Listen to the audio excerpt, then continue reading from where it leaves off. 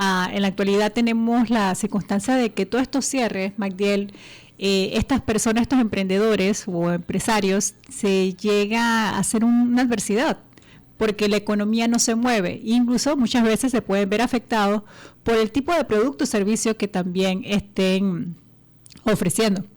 Por ejemplo, todos sabemos que nosotros acá, la capital, dependemos mucho de la provincia de Chiriquí. Entonces, imagínate, todos esos cierres, en cierta forma, directamente y indirectamente, nos llega a perjudicar en la economía en varios sectores, no solamente de turismo, sino también lo que tiene que ver con el agro, las ventas y los productos de nuestros queridos agricultores de Tierras Altas, que vea tanta juventud y de todo. Bueno, mira, mañana se conmemora un día de manera mundial. No sé si sabes, mañana 27 de junio se celebra a nivel mundial lo que es el Día de las AMPIMES, de las pequeñas, las micro, medianas y pequeñas empresas. Entonces, Magdalena, en estos momentos... Un día especial para nuestro compañero Arturo Arango, que tiene acá... sí, así mismo es, ex director de la AMPIME. Bueno, estuvo, sí, como subdirector, pero también aquí tiene su segmento de pymes y todo, así que, claro. Y esto sostiene una gran parte de la economía, creo que la economía la sostiene más bien las pymes. De hecho, esa es la importancia que hay que fortalecer ante tantos retos, por lo menos...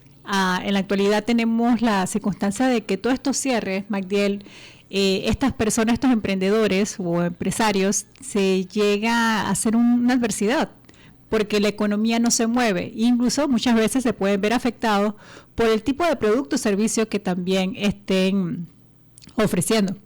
Por ejemplo, todos sabemos que nosotros acá, la capital, dependemos mucho de la provincia de Chiriquí. Entonces, imagínate, todos esos cierres, en cierta forma, directamente y indirectamente, nos llega a perjudicar en la economía en varios sectores, no solamente de turismo, sino también lo que tiene que ver con el agro, las ventas y los productos de nuestros queridos agricultores de Tierras Altas.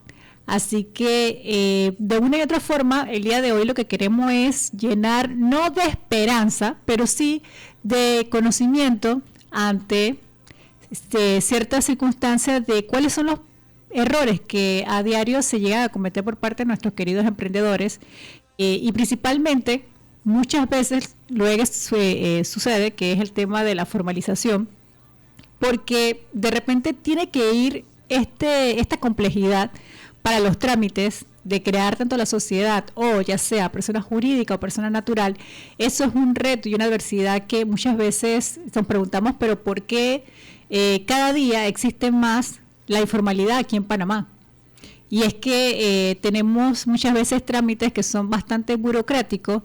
No voy a negar, Magdiel, de que muchas veces se puede notar el esfuerzo por parte del gobierno cada 5 años, que trata de implementar algún tipo de medida y implementar también mucho lo que es el tema de la innovación en los trámites, pero aún así no hemos llegado a escalar esa perfección que muchas veces ayudaría a bajar esta tasa o este porcentaje tan alto de informalidad. Bueno, Rina, yo creo que es muy válido lo que mencionas y a falta de trabajo formal y oportunidades de trabajo formal, creo que el emprendimiento resulta esa alternativa por default, ¿no?, que tienen muchas personas. En pandemia se vio bastante, donde muchas personas quedaron sin empleos y les tocó empezar empresas.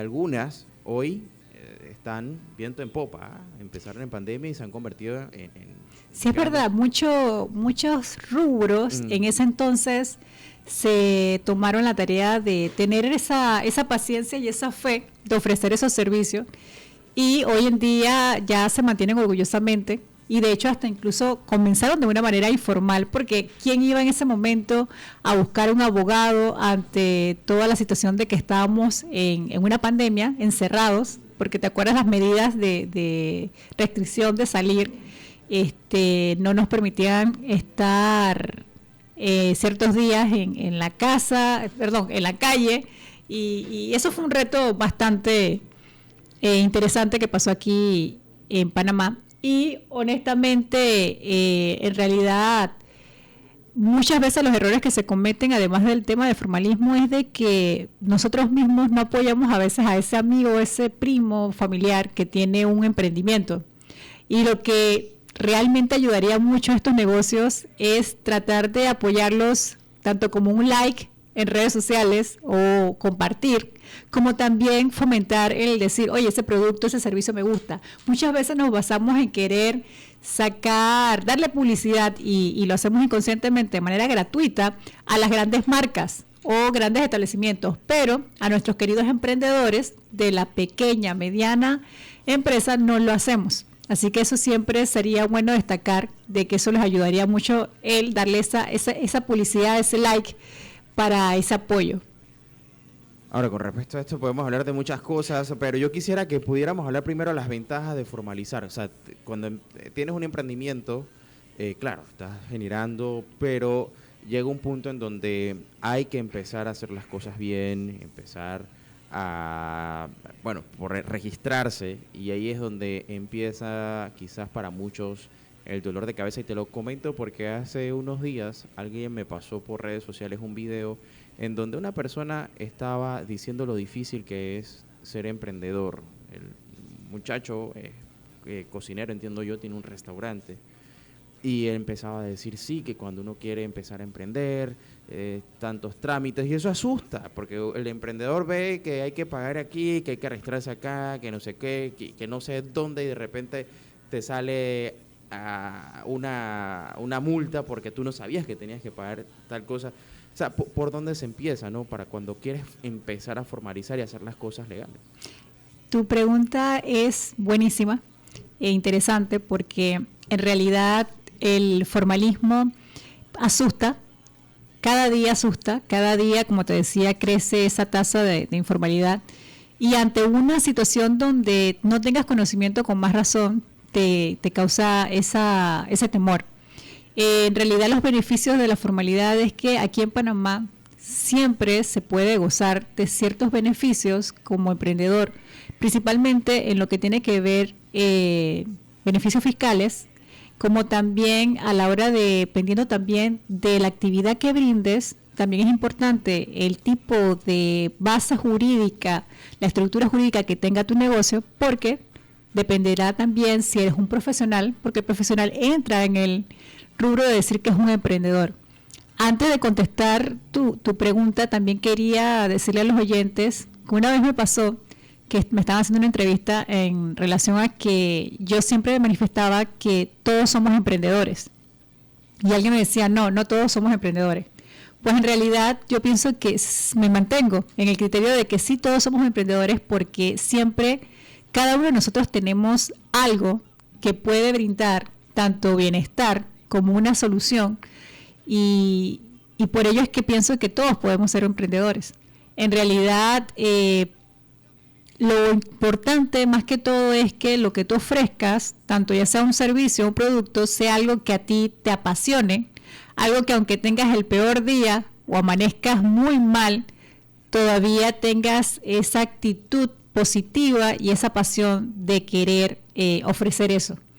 Y por ello tienes que hacerte metas, como también el evaluar también tus talentos y de todo. Entonces, beneficio de la formalidad de un negocio, además como los que son los derechos fiscales, es que también las bases de esa estructura jurídica o personal de ese negocio van a estar con un buen cimiento, como si fuera una casa a la hora de construirla.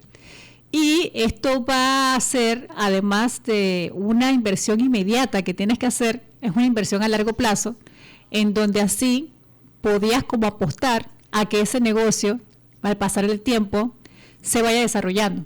Y usualmente, a la vez de cuando hablamos de tener esas bases legales, no solamente está el constituirlo, sino también que te sigas manejando con la orientación, no solamente de un abogado, sino también de profesionales idóneos. Tienes que ir de la mano, como es el contador y como es también incluso un agente de mercadeo, y también tengo que decirlo que un agente de cobro, porque en cierta forma como desarrollador tienes que comenzar a delegar funciones. Es muy importante, y muchas veces el emprendedor se está encargando de todo, es el vendedor, el el que atiende las llamadas, el que retira, el que hace los envíos, o sea, porque realmente su talento está comenzando. Y por ahí quisiera hablarle de una herramienta que es muy importante, una herramienta jurídica, que es el contrato. Tiene que apalancarse también de un contrato, porque de allí entra también la formalidad, no solamente la estructura, sino que todo te maneja de una manera que tanto tus clientes, proveedores, puedas demostrar en cierta forma formalismo, para que así mismo se dé todo de una manera con respeto, y que, por ejemplo, las ventajas que tiene el formalismo de contar con una herramienta como es el contrato, es que todo va a quedar escrito en las cláusulas y no se lo va a llevar el viento. Entonces, de esta forma, muchas veces, así como te ven, así mismo te tratan, y así mismo se van a poder llevar los negocios para el hecho de puntualidades, cumplimiento de obligaciones y también como de derechos y facultades. A ver, tú tocabas un montón de gente dentro de el ecosistema para un emprendedor que a duras penas se puede sostener al mismo. Así es. Y yo creo que cuando escuchamos eso nos asustamos y decimos, pero entonces, ¿cómo le pago yo al contador? ¿Cómo le pago yo a un abogado? A ver, sí o sí el contador se necesita, porque inmediatamente te registras, toca hacer declaraciones de renta cada año, o sea que el servicio, pero a ver, yo he visto mucha gente que lo que hace es que no tiene un contador emplanillado, sencillamente busca los servicios de alguien y de repente genera esa relación comercial en donde ya sabes, bueno, esa empresa o esa persona que es un contador público autorizado va a ser la persona que me va a llevar la contabilidad. Entonces, no necesariamente hay que contratarla. De hecho, aquí lo que vendría es que, ¿cuál es el momento para poder formalizarse? Claro. Mi recomendación es que realmente no lo hagas desde un principio. Sí, hay que probar. Yo por lo menos muchas cosas en la vida, yo primero lo hago todo al revés. O sea, que primero sería bueno probar, porque tienes que probar el aspecto de tanto lo que es el servicio, el producto, cómo te va, si te gusta, ver cuáles son los retos, las adversidades. Y yo pienso que lo que más adecuado sería es que precisamente ese negocio te dé ese capital de inversión para formalizarte.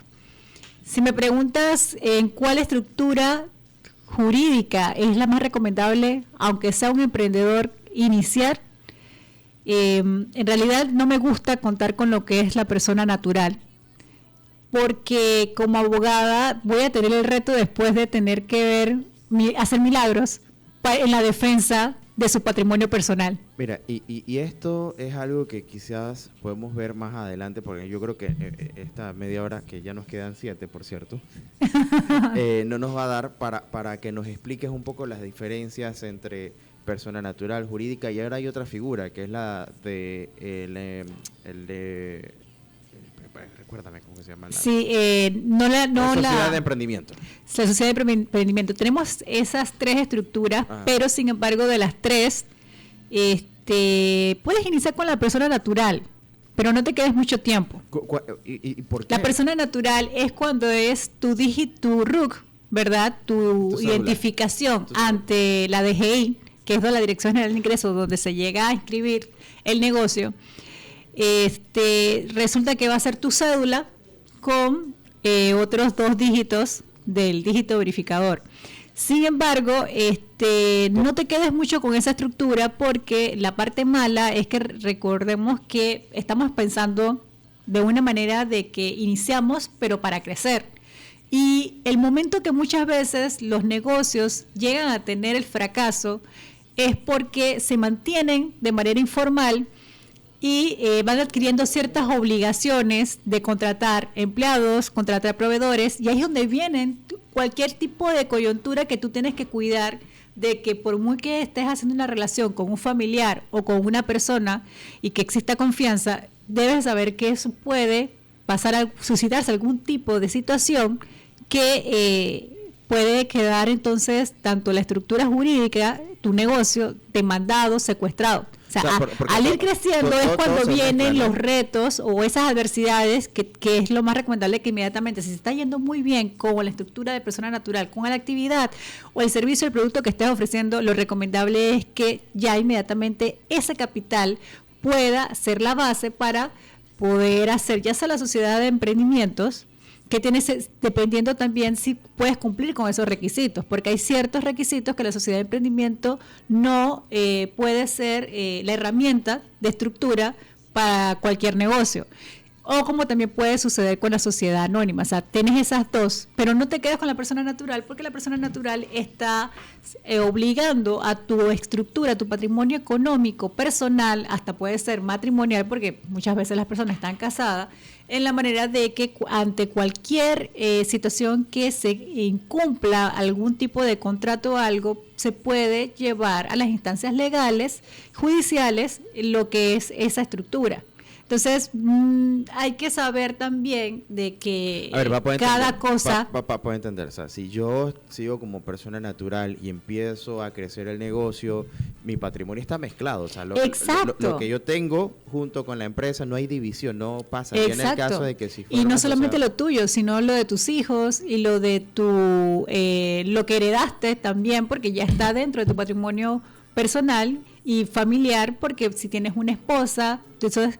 Lo que tienes que evitar es eso. Entonces, por eso digo, en la manera, ¿cuándo es el gran momento de formalizar? En la medida que tú estás viendo que se está dando las ganancias y tienes que saber administrar esa ganancia para que entonces decirte, oye, voy a continuar con esto, este negocio da. Y al contestarte todas esas preguntas que sean sí, entonces procedas a la inversión de crear lo que es la estructura jurídica, la que más te convenga. Y esto obviamente tiene que ir de la mano de tanto como un abogado y un contador. Y si me preguntas de qué forma, lo emplanillo, no, de manera de los servicios como independiente, como un profesional. Y tú puedes cotizar porque en el mercado existen muchos profesionales en estos rubros y de esta manera entonces puedes contar con esos servicios como si fuera un proveedor más de tu negocio.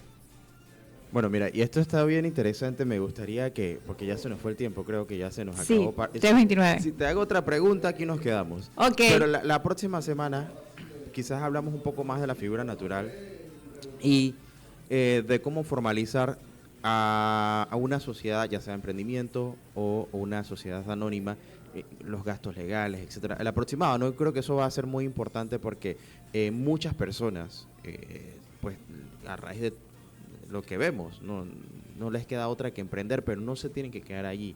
Yo creo que a veces hay que dar ese paso adicional para seguir creciendo, atreverse. Hay que atreverse porque siempre, recuerde, querido emprendedor oyente y emprendedoras, es que siempre va a existir algún tipo de situación, problema, que tu servicio o tu producto va a poder satisfacer esas necesidades. Así que siempre es un buen momento para emprender y la formalización también te evita lo que son sanciones y multas. Así que bueno, ya saben, el próximo jueves en Tips Legales ya me dejaron una tarea para ustedes y con mucho gusto vamos a abordar todas esas dudas y preguntas que también si se desean, con mucho gusto podemos abordar preguntas y dudas al aire. Gracias a la abogada Rina Ríos por acompañarnos un jueves más aquí en Tips Legales. Oye, buenísimo tema. Vamos a hablar un poco acerca de un tema sumamente importante. En los últimos año y medio, ya casi 2, lo que hemos visto es que lejos de terminar lo que algunos señalaban y era el finiquito, más bien ha generado un montón de incertidumbre. Y ni hablar también del tema económico que nos ha impactado fuertemente. Y más allá de verlo a nivel país, donde se está perdiendo muchísimo por no abordar correctamente el tema, hay personas que de la noche a la mañana tenían un trabajo estable y ahora pues se les ha dificultado mucho la situación. Jonathan, tú eras uno de esos trabajadores que en algún momento empezó y vio toda una promesa de desarrollo y todo eso como que se fumó. Exactamente, mira, destaco que detrás de esta minería hay rostros, hay personas, hay familias y hay necesidades. Entonces, te diría de que entré en el proyecto hace más de 10 años. ahí teníamos cerca de 40.000 personas trabajando directa e indirectamente en el proyecto. Con el cese de operaciones, en este momento solamente hay cerca de unas 1.300 personas, ¿sí?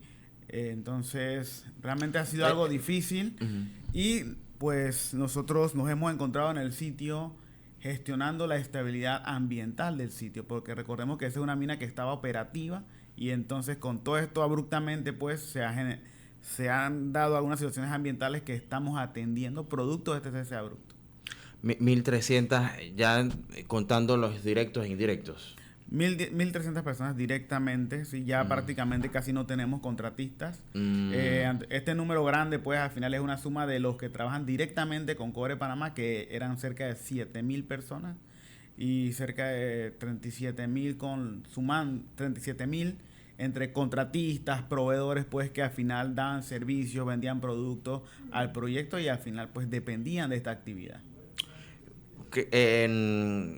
Dentro de un tema tan delicado para el mundo como lo es el cambio climático, Jonathan, el aspecto minero pareciera ir en contra, pero lo que he estado viendo muchísimo es que para la transición, en todos los aspectos, transición energética, se necesita minerales. Irónicamente, para poder llegar a la neutralidad, pues necesitamos pues estos elementos, y Latinoamérica se ha convertido en uno de los principales proveedores del mundo en esta función. Y como panameño, ¿qué significado para ti estar en una industria que ha prometido ayudar no solamente desde el punto de vista económico, sino incluso, y digo paradójicamente, también ecológico? No lo digo yo, lo dicen expertos. Exacto, mira, te menciono de que yo de profesión soy biólogo. ¿Sí? Entré en el proyecto básicamente trabajando aspectos ambientales concernientes a la biodiversidad. Entonces, con lo que mencionas, realmente la economía y la generación de empleo va intrínsecamente relacionado al cuidado del medio ambiente. Porque imagínate, si no hay empleo formal, ¿a qué se dedican las personas? ¿Tú sabes cuánto bosque pierde Panamá anualmente? Hubo un informe del Ministerio de Ambiente que Panamá perdió 352.000 hectáreas en solo 2 años. Imagínate. La principal causa de esta pérdida de cobertura, la agricultura extensiva y la ganadería. ¿Por qué? Porque las personas no tienen una alternativa. Entonces, si hablamos de la minería, claro que hay un impacto ambiental, es un impacto puntual. No es grande, no son 352.000 hectáreas. Son 5.900 en 40 años. O sea, no es tan grande como... 5.900. 5.900 en 40 años. Ok, actualmente, ¿cuánto está intervenido? En este momento la intervención es de 3.800 hectáreas. ¿De dónde salieron los otros 2 ceros? Ok, 3.800 hectáreas es la intervención en este momento. Okay. Pero de acuerdo al estudio de impacto ambiental, el tamaño total de la mina en su tiempo máximo eran 5.900. Entonces, al final, pues, el proyecto tenía un tiempo de desarrollo que no se completó. Entonces, a lo que te quiero decir es que, comparando cuándo pierde Panamá en 2 años con lo que significa la mina en 40, realmente no es nada. Y tenemos que nosotros comparar también todo el tema de pérdida de cobertura en el país. ¿Por qué se pierde la cobertura? Al final es un tema integral, o sea, integral, porque las personas, por ejemplo, que no tienen empleo, ¿a qué se dedican? Minería ilegal, se dedican a actividades, pues hay que buscarla. Esa es una realidad en nuestro país y principalmente en el interior. Acá en la ciudad uno se la busca con el Uber, con algunas opciones, se para en la parada, pero cuando estás en el interior, allá metido en la montaña, ¿cómo tú haces? Entonces resulta que tenemos un porcentaje muy grande de nuestra población que está en el interior. Y al final la mayoría de la población contratada en el proyecto era una población del interior. Jóvenes aproximadamente la edad promedio de 35 años. Entonces en este momento estamos nosotros viviendo en el país una crisis de empleo. Pero crisis de empleo formal. Ese empleo que aporta a la caja de seguro social, que paga impuestos sobre la renta, que al final es el que nos permite a nosotros que el Estado y nosotros como país funcionemos. Entonces, ese es el empleo que en este momento se necesita. Por eso es que hace unos días nosotros vimos una marcha en Penonomé, pues, en la cual se estaba pidiendo empleo. Se estaba pidiendo una reapertura del proyecto precisamente por la oportunidad que ofrece de generar empleos dignos en poco tiempo para el país.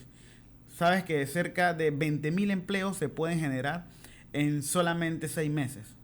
Y en un año ya estaríamos generando cerca de 40.000 empleos formales nuevamente. Entonces, al final, esta es una oportunidad de que el país avance o se contribuya al avance de nuestro país de una manera positiva.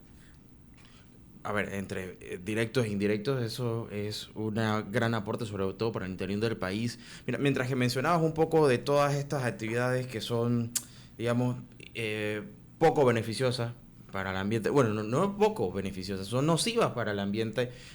Recuerdo hace unos días salían las noticias en Azuero, particularmente, cómo estos ríos estaban siendo contaminados, y yo decía, pero entonces aquí no ha habido la fiscalización suficiente, y yo creo que tiene toda la lógica del mundo, porque no es que vamos a estar pendientes de quién hace y quién no hace, y el que tiene la oportunidad le dan rienda suelta.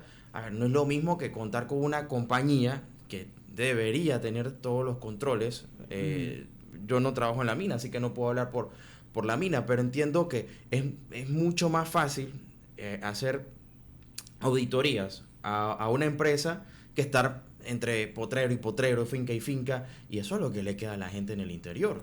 Mira, realmente lo que mencionas, nosotros tenemos que analizar nuestro país de una manera integral. Okay. Los aspectos ambientales, tenemos muchos problemas ambientales en el país, muchos, y invitaría al público que nos escucha, hay un informe del Ministerio de Ambiente que se llama Principales Problemas Ambientales de Panamá, así lo pueden buscar, del 2022, totalmente vigente. ¿Está la mina? Ahí está, incluso se categorizan todos los problemas ambientales y da una jerarquía. Okay. Porque no tanto estemos hablando cuento por cuento, sino que te da una jerarquía y te dice cómo se llegan a esa valorización. ¿Sabes cuál es el principal problema ambiental de Panamá? El ordenamiento territorial. El segundo problema ambiental de nuestro país, la gestión de la basura. Y así vamos. La minería no metálica, no metálica es el número 7. Esa es la que es de arena y esas cosas. Ajá, es la número 7. Y la minería metálica en la cual entra el proyecto Cobre Panamá es la número 12. Entonces, al final, lo que te quiero decir con esto es que al final, referente al proyecto, tenemos que reconocer que hay mucha desinformación. ¿Sí?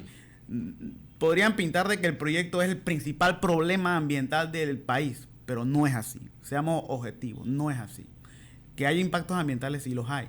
Pero como tú mencionas, la empresa tiene estándares ambientales, tiene un estudio de impacto ambiental, tiene medidas de mitigaciones, tiene compensaciones, es auditada. Las comunidades participan monitoreando los ríos. Las comunidades son los principales testigos de que las aguas están bien. Porque creo que hay unos mitos y a veces me toca como compartir con personas que tienen alguna impresión negativa sobre el proyecto, y cuando pregunto cuáles son las cosas que más les preocupan, generalmente comparten de que, bueno, los impactos ambientales, el impacto sobre la flora, sobre la fauna y el agua. Cuando hablan de agua, muchas veces las personas mencionan de que el agua está contaminada. Y aquí entramos a un detalle muy interesante. Cuando hablamos de contaminación, es algo que no es por percepción y lo que yo creo, sino que es algo que tiene que estar sustentado y demostrado con un análisis de calidad de agua. ¿Sí? Ese es un documento técnico. Al final, ese documento lo elaboran las comunidades que viven allí, y tenemos toda la evidencia que al final las aguas están bien. Ahí los peces están bien, todo está bien. Al final, cuando escuchamos que la mina contamina, simplemente eso. ¿Alguien lo ha demostrado? O sea, esa es mi pregunta para los radioyentes. ¿Alguien le ha demostrado al país que efectivamente las aguas están contaminadas? Obviamente ya pasamos más de un mes, un año y tanto, y no hemos visto aquella evidencia. Y ahí están los ríos. Es algo fácil de demostrar si fuese cierto. A ver, yo te voy a preguntar un poco ahora que mencionas la comunidad, ¿cómo es esa relación con los pueblos aledaños a la mina, y cuánto impacta también en su economía? Estamos hablando de un lugar que hasta 2023... Donoso y Coclecito, bueno, Coclecito a lo mejor por Torrijos, ¿no? Pero Donoso pasaba desapercibido para la gran parte del país, y de repente de la noche a la mañana ahora todo el mundo estaba preocupado por Donoso, pero la pregunta es cuántas personas realmente han ido hasta allá, porque es muy fácil comentar y decir sí, pero entonces la gente que vive allá, que no sabe cómo salir adelante, porque No hay, hay muchas comunidades en nuestro país donde lastimosamente, si está fuera del área interoceánica, o sea, no tiene oportunidades de empleo. Mira, el distrito de Donoso es un distrito enorme. Y algo muy curioso es que los amigos, pues, que conocen un poco, está ubicado en Colón, pero el detalle es que la carretera del lado de Colón llega hasta el pueblo de Miguel de la Borda. No se llega por carretera desde Colón, por así decirlo. Para entrar a Donoso hay que hacerlo por Coclé. Pasando la Pintada, pasas la montaña y del otro lado pues caes entonces el lado de Donoso. Entonces, por eso al final pues la población allá es de Colón, pero podríamos decir que no está conectada físicamente porque hay que dar toda la vuelta que toma varias horas. Entonces, sí, las comunidades de allí se han visto beneficiadas. Sí, al final el distrito de Donoso es bastante grande, como menciono, y podría decir de que cerca de 2.000 personas de las comunidades directamente trabajaban dentro del proyecto. 2.000 personas que, recordemos, como mencionaban antes, personas que tal vez muchos no tenían una profesión universitaria, pero estaban realizando un trabajo técnico, ¿sí? Aquellas personas que se dedicaban, por ejemplo, a cocinar, se dedicaban, por ejemplo, de ayudante general y distintas profesiones que de las comunidades ocupaban esos puestos y muchos otros que se estaban preparando. Eso no se quedaba ahí, también estaban estudiando, desarrollando carreras para ocupar esas plazas de trabajo. Al final te menciono que el 93% del personal que teníamos en Cobre Panamá era un personal panameño. 93% de panameños. O sea, dentro de lo que exigen las normas laborales, exacto, que piden que sea como máximo el 10% extranjero. Exacto, y eso es algo que es paulatino. Recordemos que el proyecto acababa de empezar, solamente tenía cerca de 3 años y medio, 4 años operando. Entonces, y no hay personal. No es que tú vas y dices voy a estudiar minería en la universidad. O sea, no, yo creo que en Panamá no... Hubo ciertas personas que desde antes fueron estudiando, pero había otros que estaban estudiando. Cuestión de que estas personas mientras estudian, cuando ya se gradúan, entonces ocupan esas posiciones. Claro. Y también, obviamente, uno que hace, los pega ahí el extranjero especialista para que aprenda cómo se hace el trabajo. Exacto. Y así, obviamente, esos contratos con los extranjeros generalmente son temporales.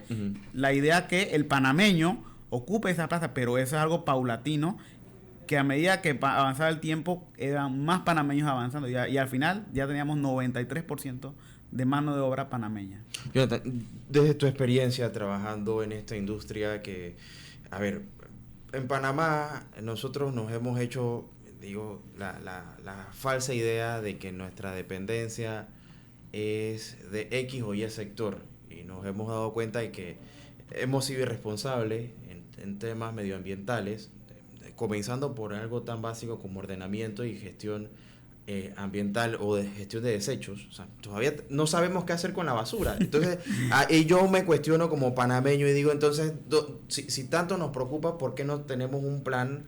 Pero bueno, quería hacer ese paréntesis. Pero sí quiero preguntarte desde tu experiencia viendo la industria, porque estamos en una situación, lo decía al principio, de transición energética, ¿y por qué digo energética? Con esto de la inteligencia artificial ha quedado de manifiesto las grandes cantidades de agua que se está demandando, y creo que todos en algún momento a estas alturas, o la mayoría de nosotros ya ha tenido acercamientos con un celular o con inteligencia artificial. Todo eso pues tiene su base en la extracción. Y si queremos carros eléctricos para no estar contaminando, pues vamos a necesitar más minerales. ¿Y cómo miras tú la industria en un país como el nuestro? Y desde tu experiencia, si es posible hacerlo responsablemente, entendiendo que eres panameño y que sabes. Soy panameño, crecí toda mi vida en Pedregal, estudié en la Universidad de Panamá, amo mi país. Te puedo decir que como país tenemos un blanco y estamos comprometidos en reducir nuestra huella de carbono. Pero hay algo interesante. Para reducir la huella de carbono, que estamos hablando de que dejemos de utilizar carros a combustión, se necesita cobre. No hay alternativa. Para lo que son los paneles solares, la energía eólica, todo se necesita cobre. Entonces, esa transición energética pasa por la necesidad, y por eso al final vemos una necesidad que aumente una necesidad exponencial del cobre, porque así como nosotros como país tenemos ese blanco, los demás países también. Estamos compitiendo por el mismo recurso y por eso es que vemos un aumento de los costos del cobre. Y es un aumento porque hay un aumento en la demanda. Entonces, al final, esto es una oportunidad. O sea, nosotros como país estamos contribuyendo y podemos contribuir a la descarbonización en el mundo. Entonces, por eso es importante pues que podamos nosotros también contribuir. Y yo como panameño, como persona que ha trabajado en el proyecto, yo realmente me siento satisfecho en el sentido de que mi papel como biólogo allí es un papel fiscalizador. Fiscalizador de las mitigaciones, de las compensaciones, de que las cosas se estén haciendo bien. Y mi mejor seguridad que se estén haciendo bien es que yo la estoy haciendo. De que ahí yo estoy con los compañeros, con los especialistas, analizamos, discutimos y al final porque tenemos que recordar algo. Miren, toda empresa al final lo que busca es ser rentable, ¿sabes? Y también depende de inversionistas. Nosotros tenemos estándares internacionales porque esos inversionistas tienen esa necesidad. Si fuese cierto, por ejemplo, que el proyecto contamina, ¿qué ustedes creen que pasarían con las acciones de la empresa? Que está violando derechos humanos. ¿Qué pasaría con la empresa? No habría confianza de inversionistas. Y yo como empresa, por ejemplo, mi objetivo es ganarme esa confianza para que el inversionista confíe e invierta su dinero. Y por eso yo tengo que tener estándares ambientales superiores a los nacionales. Y es así. Los estándares que cumple el proyecto son superiores a los nacionales porque nosotros necesitamos al final captar esa inversión extranjera. Es un tema que a veces, digamos que no pegamos el ojo con la importancia de esto, pero realmente pues puedo decir de que el proyecto ha cumplido con toda la normativa ambiental vigente y por eso es que se realizan las auditorías y por eso pues nosotros involucramos también a las comunidades para que sean testigos. Tenemos un programa que le llamamos Cobre Conecta. Okay. ¿Qué es Cobre Conecta? Bueno, Cobre Conecta es nuestra iniciativa de llegar a la población, compartir información. Tenemos que reconocer de que pudimos haberlo hecho mejor en el pasado en cuanto a comunicación. Pudimos haberlo hecho mejor, ¿sí? Por eso este programa lo que busca es llevar charlas, interacciones. En cualquier tipo de lenguaje podemos estar en el barrio compartiendo sobre la mina, haciendo docencia, respondiendo preguntas. También podemos tener una charla técnica a nivel universitario. Estamos en los moles, en los juegos, tenemos stands demostrativos, cuestión de que las personas vean. El día de ayer hubo una discusión muy interesante del Foro Minero de la Prensa, en la cual se estuvo hablando también distintas opiniones sobre el tema. Creo que eso es lo que debemos hacer. Creo que es justo escuchar siempre ambas partes. Los que dicen que sí y los que dicen que no. ¿Y por qué? Y al final uno como panameño decidir. Aquí no se trata de imponer, por así decirlo, voluntades, sino que nosotros como empresa también buscamos ser escuchados y poder demostrar. Al final nosotros tenemos especialistas, tenemos técnicos, tenemos personas que manejan eso, que también son panameños que aman su país y al final queremos comunicar. Este programa Cobre Conecta, como te menciono, nos puedes ver en las distintas áreas y tratamos de ser como el culé, ¿sí? Para que las personas vean y puedan preguntar todo lo que quieran. No hay nada que esconder. En eso les puedo ser sincero de que no tenemos nada que esconder. Nosotros somos transparentes en nuestro proceso, que generalmente es desconocido. Hay personas que ni siquiera saben dónde se ubica el proyecto geográficamente. Entonces, todos esos detalles son importantes para que la población al final sea una población ilustrada. Claro. Que no hablar solamente porque lo vi en redes sociales en donde hay de todo un poco. Y ojo, tampoco es defender uno al otro, buscar y poner todas las cartas sobre la mesa. Yo creo que también hay que ser un poco condescendientes con la realidad de miles de panameños que trabajaban directo e indirectamente en el proyecto, a los que no se les dio la oportunidad en su momento de poder expresarse, porque lastimosamente el tema se satanizó a un punto en donde había gente que le daba miedo decir algo distinto, o sea, porque estaba en su efervescencia y lastimosamente no se propiciaron los espacios para un diálogo sincero, real, abierto, con datos. Y a ver, yo creo que hay que poner todo sobre la mesa y tomar decisiones acertada en beneficio al final. Creo que tiene que ir en dirección hacia el país y hacia todos. Y habiendo dicho eso, y en los pocos minutos que nos quedan, ya nos quedan poquitos, a ver, ¿qué le dirías a aquellos que rotundamente, pues, cualquiera tiene su opinión y tiene derecho a pensar, pero entendiendo que hay una industria que tiene posibilidades en Panamá, económicas, y ahora que decías que el cobre está en alta demanda, yo creo que hay que ver también las oportunidades que tiene, pero también para esos panameños que piensan, sueñan con volver a tener esa economía que perdieron. O sea, ¿cómo lo...? Bueno, te diría que tenemos que analizar lo que no estamos ganando en este momento. En este momento hemos dejado de ganar 1.700 millones de dólares, wow, el tiempo que el proyecto ha estado cesado. Solamente en el 2023 se entregaron 754 millones de dólares en distintas formas de impuestos. Aporte que va al Estado, que el Estado al final somos todos. 900 millones de dólares a proveedores locales, empresas que tienen mano de obra panameña, que esa mano de obra tiene familia, que va al súper, y ese es el dinero también de que se ve que hace falta. Esos empleos que eran, mira, cerca de 40,000, como mencionaba, empleos formales que se han perdido, y en este momento tenemos una crisis. Hay otras empresas que vemos que están cerrando. Al final todo esto, yo diría que como país tenemos que fomentar la confianza de los inversionistas para que vean a Panamá como un país atractivo en la cual invierten su dinero y su dinero está seguro. Y al final el país gana, los inversionistas ganan, porque al final dependemos de todo. Esto aquí no se trata de empresa privada contra gobierno, contra pueblo. Yo pienso que tenemos que ser, por así decirlo, sensatos en el tema de que de aquí todos dependemos de todo. La empresa privada aporta al Estado, el Estado gestiona los recursos para el pueblo trabaja y también genera, por así decirlo, el trabajo. Y al final todos dependemos de todos.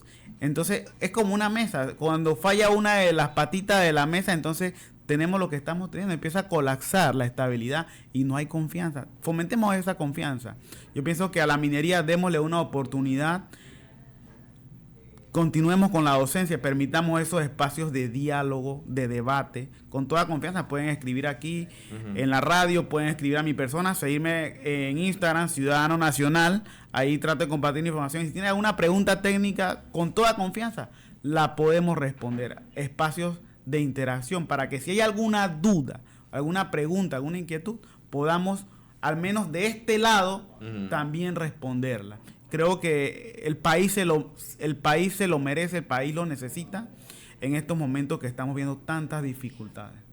Económicamente estamos pasando muchos, porque he escuchado y he visto también en Niágara en bicicleta. No está tan fácil. Yo creo que ahí tenemos una oportunidad que hay que mirar y escuchar. Yo pienso que nada perdemos con prestar un poco de atención y dejar el emocionalismo a un lado, por un rato, ¿no? Pero bueno.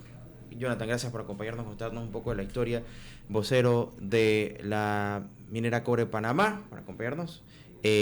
Cobre Conecta. Cobre Conecta es nuestro programa para el compartir programa. La información. Bueno, ya usted sabe, si los ve, háganle las preguntas que usted tenga, están dispuestos a contestar. La Academia Panameña de la Lengua aquí en Relax para hablar, pues por supuesto, de literatura, de nuestro idioma, el español. Aprendemos un poco y sabemos que hemos sido muy, muy afortunados de contar con la academia que está aquí bastante cerca de nosotros. Somos vecinos y hoy nos acompaña Javier Alvarado, es poeta, muy laureado, ganado diversos premios nacionales e internacionales y pues miembro de la Academia Panameña. Gracias por estar una vez más aquí con nosotros en Relax. Gracias, Magdiel. Buenas tardes. Bueno, un gusto tenerte. A ver, ¿qué nos traes esta semana desde la Academia? Bueno, vamos a hablar en esta ocasión del poeta Joseph Brodsky, Premio Nobel de Literatura en 1987. Ok, háblanos de él.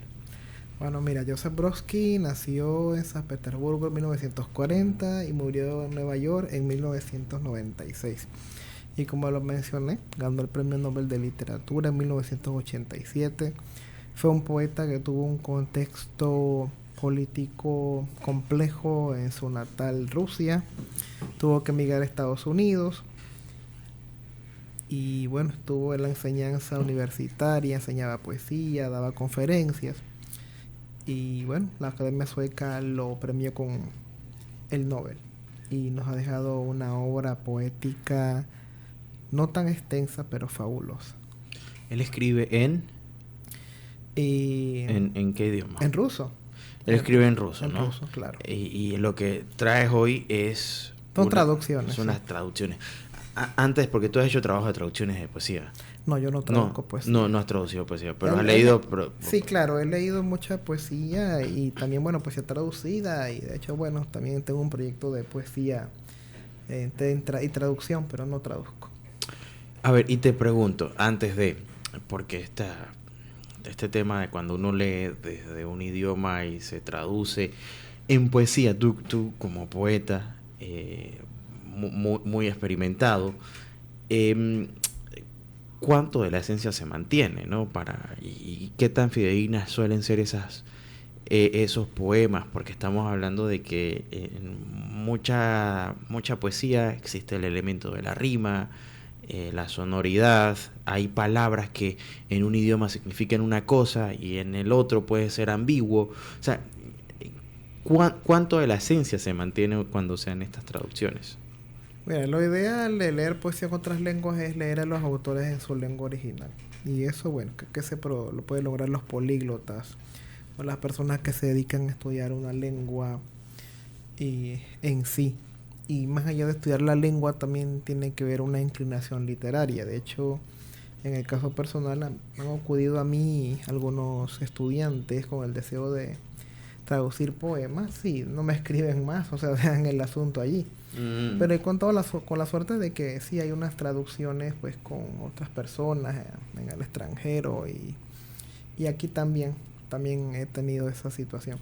Pero la pregunta que hace sobre respecto de la esencia, eso es muy relativo, porque hay traductores que logran captar la esencia, pero no siempre se transmite, digamos, todo, lo que es el ritmo, lo que es la cadencia, el mensaje, y a veces hay que sacrificar cosas para poder lograr el traslado de una lengua a la otra. Es algo difícil. Yo, por ejemplo, admiro mucho a un poeta que se nos fue, que bueno, podemos hacer un programa próximamente, y es don Demetrio Fábrega. Él traducía de diversas lenguas, del alemán, del japonés, portugués, inglés, italiano. Y hay un libro de él que hizo de traducciones de sonetos. Los sonetos obviamente tienen un patrón de rima y tienen también unos acentos. ¿Y qué hizo don Demetrio? Que para mí era un genio, fue que vertió al español la traducción con los acentos en las sílabas originales y con las rimas originales. Entonces eso fue, así es, para mí es algo grandioso que él logró. Así que bueno, hay casos y hay traductores que bueno, se vuelven en creadores. De hecho también se hablan de las versiones. O sea, hablar de la traducción de poesía es todo un tema. Claro, a ver, ¿y cuánto influye el leer poesía en idioma extranjero? Sobre todo me imagino que para aumentar el acervo es interesante, pero es más común, digo yo, verlo desde la prosa, ¿no? Cuentos, novelas, que es lo que solemos ver. Poesía, quizás para mí, que conozco poco al respecto, no es tan común, ¿no? El decir voy a leer poesía en idioma extranjero. Ahora, para ti, ¿cuán valioso es? Ese era el término que estaba buscando. El también experimentar con poesía, que no está necesariamente en español. Bueno, para mí ha sido vital. De hecho, recuerdo a César John Núñez, que me regalaba siempre libros de autores de otros países y de otras tradiciones. Y siempre me decía, hay que tener mucho cuidado con el traductor, porque no siempre te encontrabas con una traducción buena. De hecho, hay grandes autores que están en español, pero no bien traducidos. Entonces es como también contar con una suerte de que haya una buena traducción. Entonces, claro, como te digo, el traductor debe de ser también un creador, siento yo, ¿no? Aunque hay casos también excepcionales. Es es un mundo muy diverso, muy complejo. Y de hecho, bueno, ya te digo que podemos también dedicar a la traducción de poesía desde Panamá un segmento, ¿no? Hay autores que se han dedicado en algún momento a traducir poesía y hay varias, nos sorprenderíamos de los resultados. Pero sí te digo, yo en lo particular sí he tenido que estar buscando traducciones de diversas lenguas para poder leer a otros autores. Me gustaría, claro, dominar varias lenguas, pero en este caso, bueno, los traductores son unos grandes aliados culturales y les debo mucho. Oh, está interesante eso y sobre todo porque, a ver, no es lo mismo leer la esencia de la poesía en nuestro idioma, que tiene ciertos parámetros, que encontrarse con otras formas, me imagino, de conjugar verbos y adjetivos y sustantivos, dándole otra mirada. Bueno, me ha pasado con Dostoyevsky o con Chekhov también, que es otra forma de ver el mundo, o sea, otra cosmovisión. Cuéntanos un poco, de repente, con la poesía, qué parecidos, qué similitudes y qué diferencias que hayas notado están marcadas con respecto a la poesía en castellano, en español. Bueno, claro, mira, también a veces uno encuentra unos modismos, por ejemplo, cuando hay algunos traductores españoles, por ejemplo, que si se encuentran eh, en el original inglés, John, traducen tío, un tío. Entonces eso a veces, bueno, te encuentras con esa particularidad. También cuando los traductores son del sur, también te encuentras con el voz, decís. Entonces depende también del lugar de procedencia del traductor. Bueno, puedes encontrarte ya unas variantes en el léxico, ¿no? En cuanto al español, no solamente va a haber una traducción, digamos, ortodoxa, ¿no? Sino que vas a ver de repente de la región de la persona, inclusive hasta un equivalente. Por ejemplo, yo uso la palabra tierrerita en un poema. Y obviamente para, bueno, la gente del interior, la tierrerita es un pajarito chocolate. Ah, ok. Entonces, una vez un traductor me preguntó qué era una tierrerita. Entonces yo tuve que explicarle y mandarle una foto y él buscó un equivalente en su cultura, en su contexto para poder traducir eso. Entonces, a veces hay esos retos, ¿no? De que, como te digo, hay versiones y también hay unas aproximaciones o buscar equivalentes en otras lenguas. Y eso va también a depender del contexto cultural de la persona. Bueno, y ahí está lo interesante que has dicho, que para ti ha sido fundamental el buscar poesía en otra, traducida, ¿no? Porque es de lengua extranjera, su título original, pero traducida, que aquí de repente es otro aspecto que, como bien dices, va a depender mucho de su traductor. Ahora sí, entremos. Hablemos un poco del autor que nos traes. ¿Él solamente escribe poesía o también...? No, también escribe ensayos, tiene ensayos ensayos de literatura, ensayos de sociología, de diversos tópicos. Joseph Brodsky fue un autor, digamos, poeta y ensayista. Y bueno, puede uno acercarse a su pensamiento crítico, a su pensamiento creativo, a sus opiniones a través también de sus escritos en prosa. Así que cultivó la poesía y la prosa. Ok, y hoy nos traes entonces poesía. Poesía, sí. Vamos a compartir un par de poemas. Por ejemplo, que se titula Poema. Poema. En cuanto se pronuncia la palabra futuro, salen corriendo de la lengua rusa los ratones, y con toda su prole la emprenden a mordiscos con el manjar de la memoria, un queso de agujeros, Después de tanto invierno, ¿qué más da lo que haya o quien haya detrás de la cortina? No suena en el cerebro ningún do celestial, sino el murmullo de la vida, a la que como el caballo regalado no se le mira el diente, pero ella no los enseña en cuanto puede. Del hombre solo resta su parte de la oración, su parte de la oración en general, solamente una parte. ¿Ves cómo en este poema habla, digamos, de la incertidumbre del futuro? Ujú. La incertidumbre del futuro y también desde alguna situación lingüística. O sea, vemos cómo compara la lengua con la incertidumbre del futuro, los ratones. O sea, es un contexto político el poema. De alguna manera puede interpretarse de este modo, ¿no? Y bueno, ahora tenemos este también, que es un poema famoso de Brodsky. Se llama Canción de Amor. Si te estuvieras ahogando, acudiría al rescate. Te envolvería en mi manta y serviría té caliente. Si fuera un comisario, te arrestaría y te mantendría en una celda bajo 7 llaves. Si tú fueras un ave, batiría un récord y escucharía toda la noche tu trinar de tono agudo.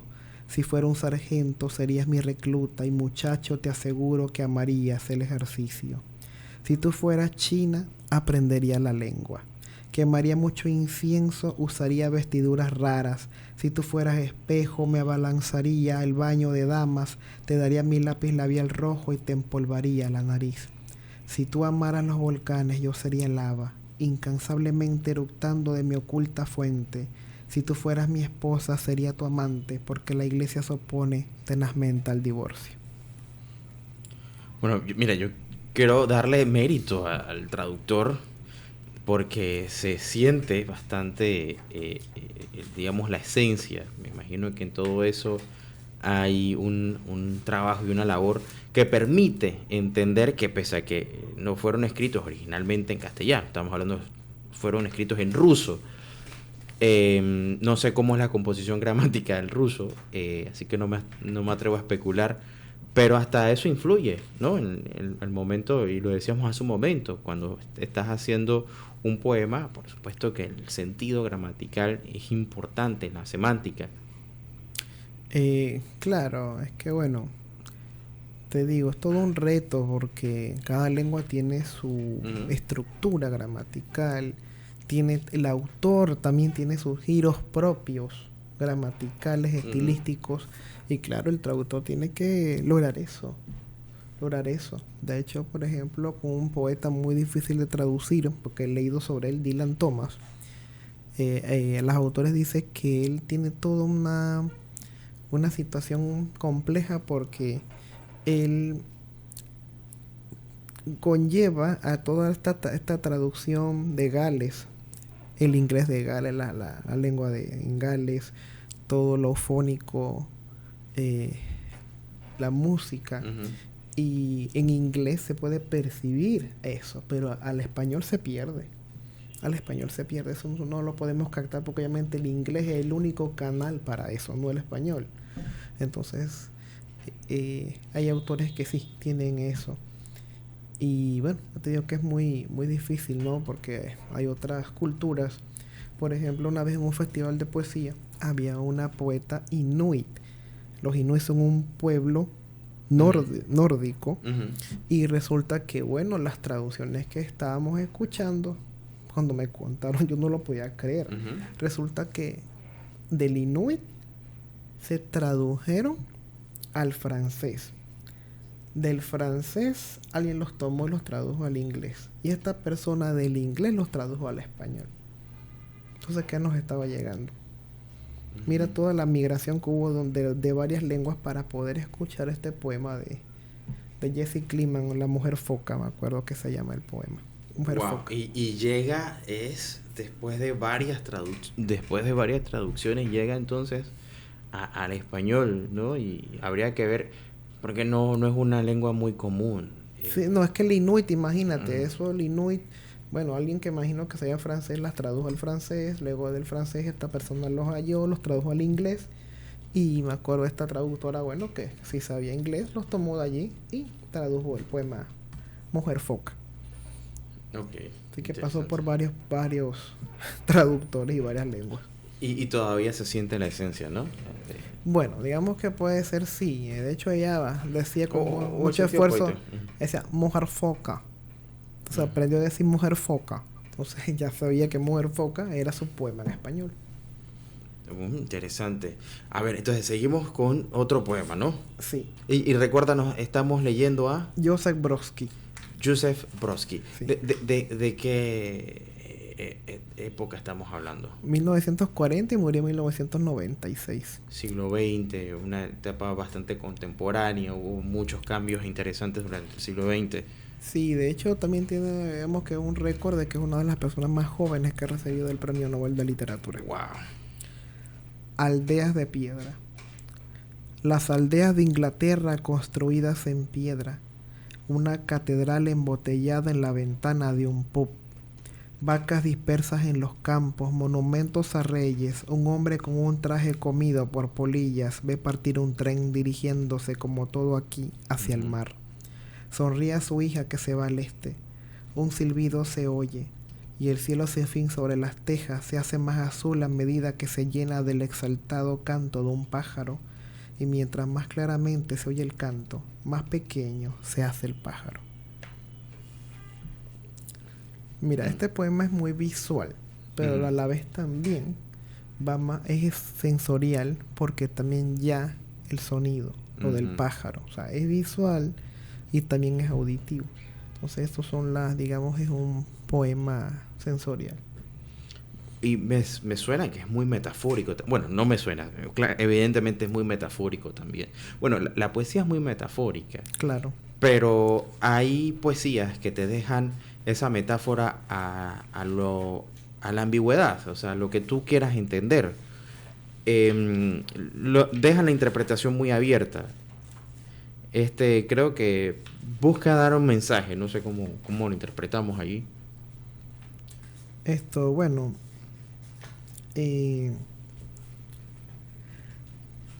es polisémico, o sea, tú puedes tener una interpretación y de repente otra persona otra, que eso es lo mágico, ¿no? Del poema, que sea polisémico. Claro, por supuesto. A ver, ¿y qué más tenemos? Yo creo que tenemos tiempo para uno más. Sí, uno más.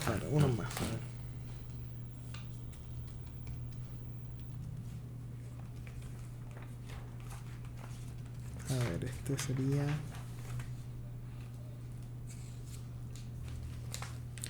De ninguna parte con amor. De ninguna parte con amor, algún día, algún mes, querida y respetada, linda, pero no importa quién eres, al diablo ya no me acuerdo de tu cara. Un amigo fiel, ni tuyo ni de nadie, te saluda desde uno de los 5 continentes, apoyado por los cowboys. Yo te amaba más que a los ángeles y que a mí mismo, y por eso ahora estoy más lejos de ti que de ambos. Tardé en la noche, en el fondo de un valle dormido, en una ciudad cubierta con nieve hasta la manilla de la puerta, retorciéndose en la sabana, nada se dice de esto más abajo. Estoy clavado al cojín murmurando la palabra tú, detrás de mares sin fin. Yo, como un espejo insensato, repito tu silueta con todo mi cuerpo. Wow. Joseph Brodsky, Premio Nobel de Literatura 1987. Se hace con este premio interesante, algo de poesía rusa, pero con la traducción, obviamente. No, sí, traducción al español. Y de hecho, por ejemplo, mira, esto que traes aquí fue que en aquel tiempo, hace más de 10 años, no encontraba nada de Brodsky, y lo que hice fue que busqué poemas en diferentes partes y lo engargolé y lo tengo. Y de hecho, cuando estuve en República Dominicana... esa obra la hiciste tú, o sea, la preparaste para ti. Sí, qué interesante. Para mí, pero resulta que después en República Dominicana, hablando con un poeta, me dijo que él tenía un libro de Brodsky traducido y todo esto, y bueno, allá hay una facilidad más que acá, curiosamente, en otros países veo eso. Y fuimos a una fotocopiadora y me hicieron un clon del libro y hasta en tapa dura, y ahí lo tengo. Interesante. Porque eso ya no se consigue. Bueno, y para los demás efectos, me imagino que internet algo habrá por allí, ¿no? Claro, Siendo o sea, novel, sí, claro. ya hay mucho en internet también. Que esa es una gran ventaja que tenemos con la tecnología. Javier, gracias por acompañarnos. Me gustó eso que dijiste de cuánto influye y cuánto aporta la literatura extranjera, lengua extranjera, en el acervo. Creo que eso es importante y gracias por la contribución desde la Academia Panameña de la Lengua. Nuestra lengua es una lengua viva que se alimenta por los cambios constantes que existen y por supuesto que ahora con el internet, que ojalá podamos hablar en algún momento de eso, cuánto ha influido el internet y las comunicaciones que se han acortado en la forma en la que nos comunicamos hoy día, sabiendo que incluso podemos hablar en distintos idiomas en tiempo real. Ahora con la inteligencia artificial es una bestialidad, ¿no? Cómo esto también va transformándose y cómo va adaptando a la manera en la que hablamos y nos referimos unos con otros. Así que gracias por acompañarnos, Javier Alvarado, poeta, miembro de la Academia Panameña de la Lengua. En 15 días nos volvemos a encontrar. Así que nos vamos a nuestro último cambio y ya volvemos.